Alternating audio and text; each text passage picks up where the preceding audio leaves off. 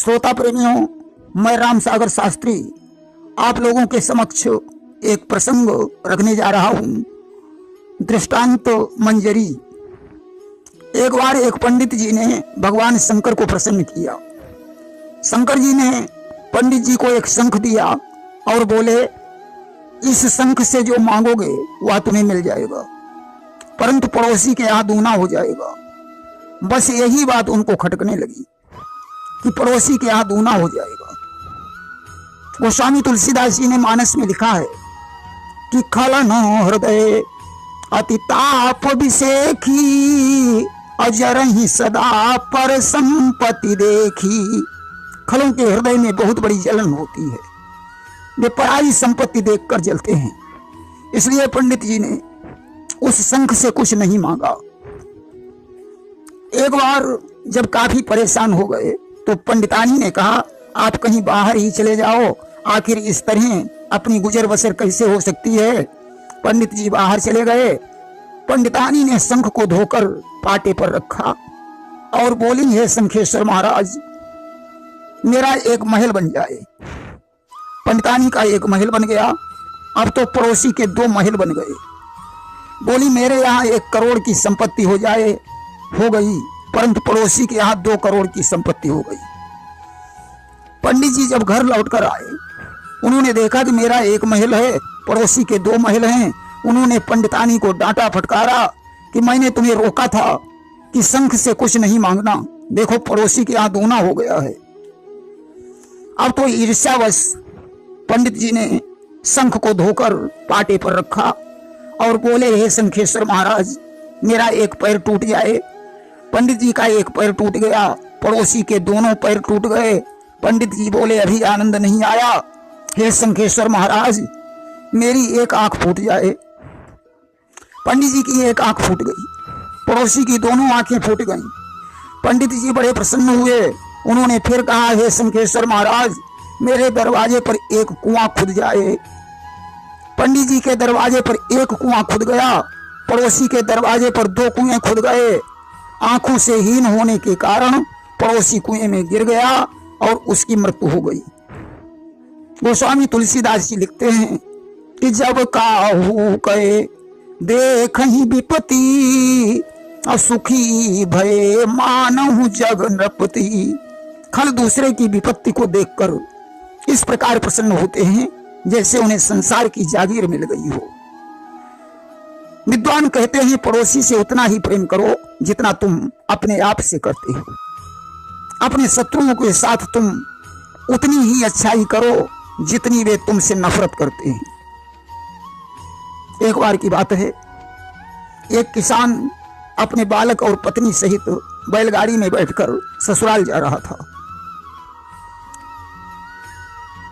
रास्ते में उसे पैदल चलती हुई एक स्त्री मिल गई जो चलते चलते थक गई थी। किसान की स्त्री के आग्रह पर किसान ने उसे बैलगाड़ी में बैठा लिया। उस स्त्री के झोले में मिठाई थी। उसने बालक को मिठाई खिलाई। बालक उसकी गोद में बैठ गया। जब उस स्त्री का गांव आ गया तो वह बालक को लेकर जाने लगी। बच्चे की मां बोली, मेरे बेटे को कहां लिए जा रही हो? उसने कहा, चुप रहो, यह मेरा बेटा है। अब तो विवाद छिड़ गया।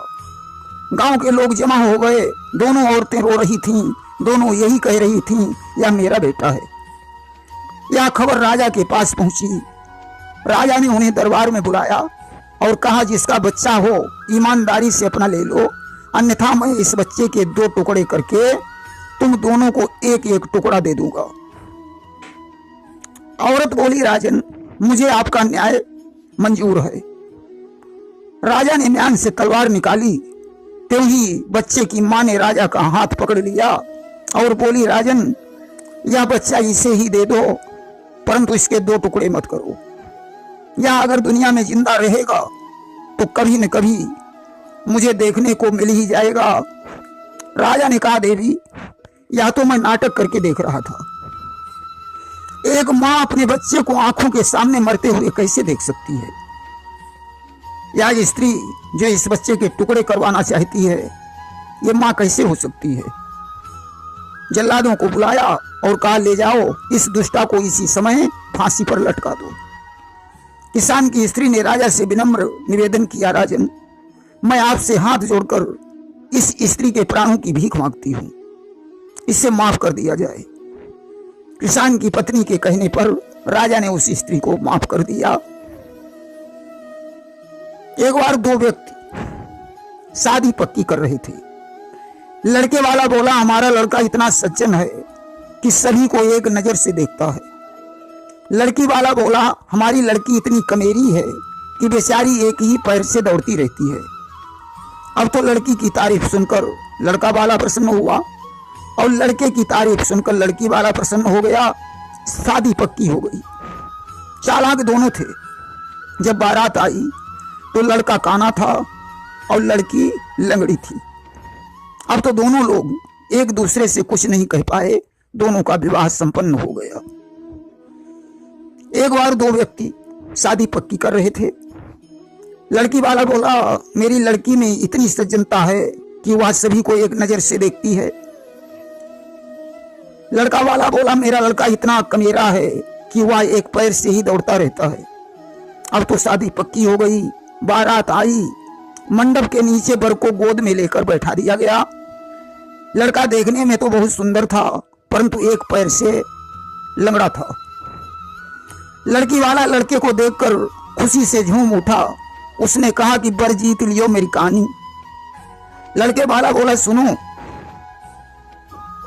तुम खुशी मना रहे हो कि बर जीत लियो मेरी कहानी, परंतु बर ठाड़ो हो तब जानी। अगर लड़की कानी है तो मेरा बर भी खड़े होने की सामर्थ्य नहीं रखता, वह भी एक पैर से विकलांग है। एक महोदय जी कभी कथा सुनने नहीं जाते थे। एक बार गांव में कथा हो रही थी। पत्नी ने महोदय जी से कहा, इस बार काशी के परम विद्वान पंडित जी आए हैं, जाओ कथा सुन आओ। पत्नी के आग्रह पर महोदय जी कथा प्रांगण में पहुंचे और सबसे पीछे अपना अंगौछा बिछाकर लेट गए। उन्हें नींद आ गई, वे सो गए। उनकी पत्नी ने कहा था कि पंडित जी की कथा में रस बरसता है। महोदय जी का मुंह खुला हुआ था। तब तक एक कुत्ता आया, उसने उनके मुंह में लघुशंका कर दी। महोदय जी ने सोचा रस आ रहा है, सारी लघुशंका पी गए। कथा समाप्त हुई। लोगों ने कहा, आज कथा में बहुत रस बरसा। महोदय जी बोले, हाँ रस तो बरसा और मैंने भी पिया, परंतु वह खारा था। देखिए, श्रोता तीन प्रकार के होते हैं, श्रोता, सोता और सरौता। श्रोता वह है जो कथा को ध्यान से सुनता है। जो कथा में जाकर सो जाता है उसे श्रोता कहते हैं, और जो कथा में जाकर बातचीत करता है उसे सरौता कहते हैं। और कथा सुनई जे सोवत जानी, ते अजगर होवत अभिमानी। कथा में जाकर जो सो जाते हैं उन्हें अजगर बनना पड़ता है। एक बार एक अध्यापक महोदय नाव से यात्रा कर रहे थे। उन्हें अपनी शिक्षा पर बहुत बड़ा अभिमान था। उन्होंने नाविक से पूछा, क्या तुम भूगोल जानते हो? बताओ लंदन की जनसंख्या कितनी है? उसने कहा, मैं भूगोल नहीं जानता हूं। अध्यापक जी बोले, अच्छा इतिहास के बारे में बताओ, पृथ्वीराज चौहान के कितने पुत्र थे? उसने कहा, मैं इतिहास भी नहीं जानता। अध्यापक ने कहा, अच्छा विज्ञान में बताओ, आर्किमिडीज का क्या सिद्धांत है? उसने कहा, मैं विज्ञान भी नहीं जानता हूं। अध्यापक जी बोले, अच्छा नागरिक शास्त्र में बताओ, भारत के संविधान निर्माण में कितना समय लगा? नाविक ने कहा, मैं नागरिक शास्त्र भी नहीं जानता हूं। अध्यापक जी बोले, कोई बात नहीं, हिंदी में कुल कितने अक्षर होते हैं? उसने कहा, मैं हिंदी भी नहीं जानता हूं। अब तो अध्यापक को गुस्सा आ गया। उन्होंने कहा, क्या तुम स्कूल नहीं गए, सिर्फ नाव चलाना ही जानते हो? उसने कहा, मैं कभी स्कूल नहीं गया हूं।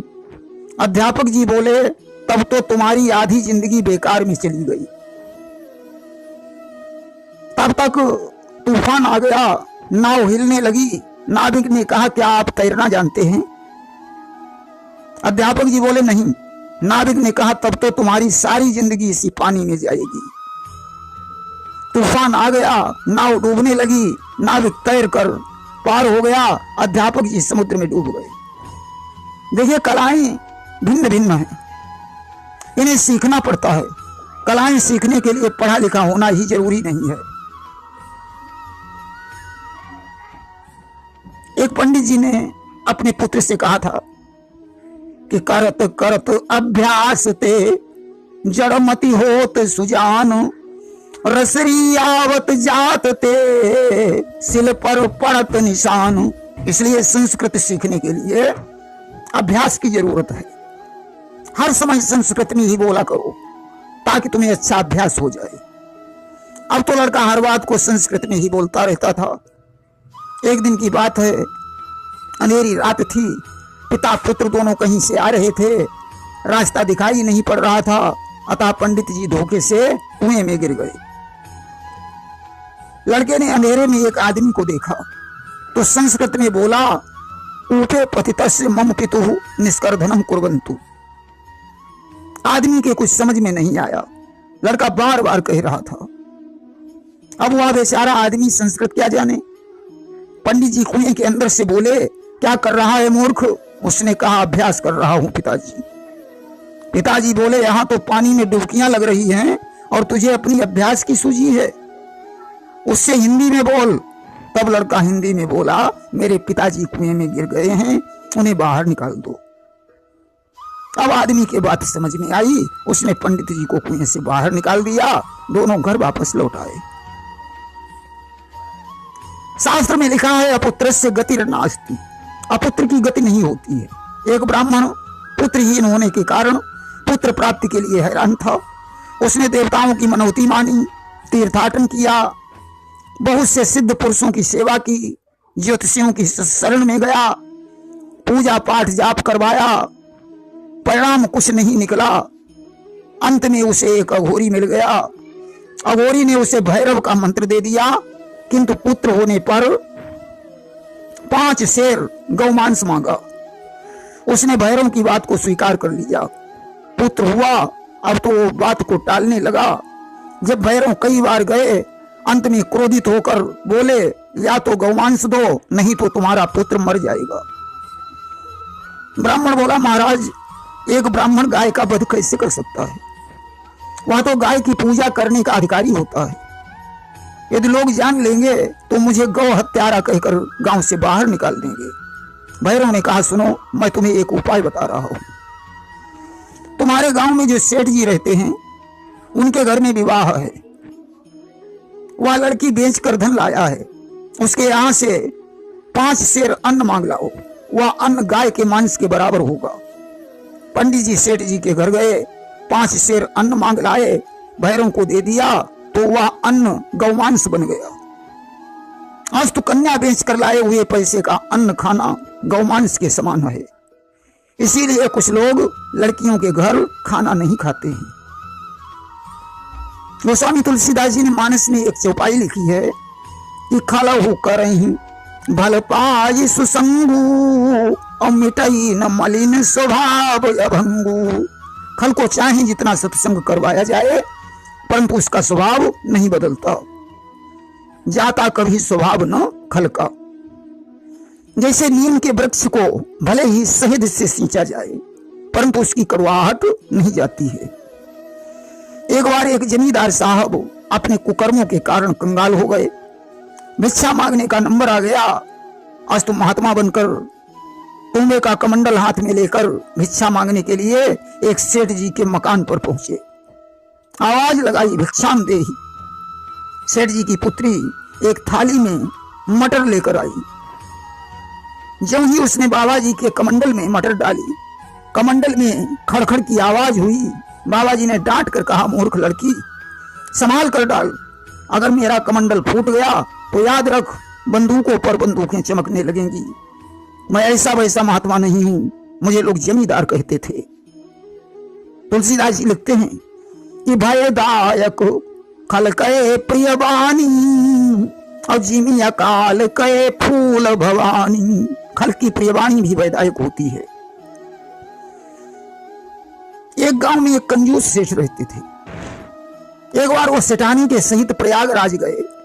वहां गंगा जी में स्नान करके एक पंडे से 20 आने का संकल्प करवाया, मगर पैसे उधार कर दिए। अपना नाम पता नोट करवा कर घर वापस लौट आए। एक दिन पंडा महाराज सेठ जी के दरवाजे पर पहुंचे। सेठानी ने उन्हें पहचान लिया। जाकर सेठ जी को बताया, प्रयागराज वाले पंडा महाराज आए, अब तो उन्हें भी साने देने पड़ेंगे। सेठ जी ने पत्नी से कहा, जाओ उन्हें बता देना कि सेठ जी बीमार पड़े हैं। सेठानी ने पंडे से कहा, महाराज सेठ जी तो बीमार पड़े हैं। पंडा बोला, तब तो बड़े कष्ट का विषय है। सेठ जी कहाँ हैं? ऐसे मौके पर तो उन्हें जरूर देखना चाहिए। सेठानी दौड़कर सेठ जी के पास पहुंची, बोली, पंडा जी आपको देखना चाहते हैं। सेठ जी ने कहा, जाओ उनसे कह देना सेठ जी मर गए। सेठानी फिर पंडा के पास पहुंची। उसने कहा, महाराज जब तक मैं आपसे बातें करती रही तब तक वहां सेठ जी के प्राण छूट गए। पंडा बोला, तब तो बड़े दुख का विषय है, अब तो मुझे उनका मृत शरीर देखना पड़ेगा। सेठानी दौड़कर सेठ जी के पास पहुंची, बोली, सेठ जी पंडा तो मान ही नहीं रहा है, वह आपका मृत शरीर देखना चाहता है। सेठ जी ने कहा, तो ऐसा करो, कफन की व्यवस्था करो और कफन उड़ाकर मुझे जमीन में लिटा दो। अब तो कफन की व्यवस्था की गई।